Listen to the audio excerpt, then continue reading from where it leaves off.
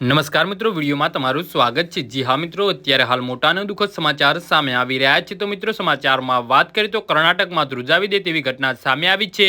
ધર્મસ્થળ પર દુષ્કર્મનો શિકાર બનેલી પીડિત યુવતીઓ અને મહિલાઓની લાશોને ઠેકાણે લગાવવા મામલે સફાઈ કર્મચારીએ ચોંકાવનારો દાવો કર્યો છે। તેણે 1998 થી 2014 સુધી આ કૃત્ય કર્યું હોવાનો દાવો કર્યો છે। ધાર્મિક સ્થળે કામ કરતા સફાઈ કર્મચારીએ કહ્યું કે મેં અનેક લાશો ઠેકાણે પાડી છે। જી હા મિત્રો, અત્યારે હાલ મોટા અને દુઃખદ સમાચાર સામે આવી રહ્યા છે।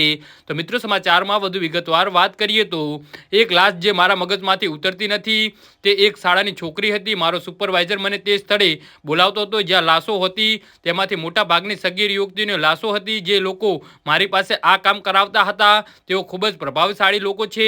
જો મારા અને મારા પરિવારની સુરક્ષાની ખાતરી આપવામાં આવે તો હું તમામના નામ આપી શકું છું। જી હા મિત્રો, અત્યારે હાલ મોટા અને મહત્વના સમાચાર સામે આવી રહ્યા છે। પૂર્વ સફાઈ કર્મચારીના આ દાવા બાદ કર્ણાટકના ધર્મસ્થળ વિસ્તારોમાં હડકંપ મચી ગયો છે। સફાઈ કર્મચારી તરીકે કામ કરતા વ્યક્તિએ કહ્યું કે મેં વર્ષ 2010માં શાળાની એક છોકરીની લાશ સળગાવી હતી, જે મારા માટે એક પીડાદાયક અનુભવ હતો અને તેની ઉંમર 12 થી 15 વર્ષ વચ્ચેની હતી। તેની લાશમાં કરેલીના પેટ્રોલ પંપથી 500 મીટર દૂર હતી। જી હા મિત્રો, અત્યારે હાલ મોટા અને દુઃખદ સમાચાર સામે આવી રહ્યા છે। પૂર્વ સફાઈ કર્મચારીએ કહ્યું કે આ હત્યાઓમાં સામેલ તમામ ગુનેગારોને સજા મળે। હું તાજેતરમાં ધર્મસ્થળે ગયો હતો।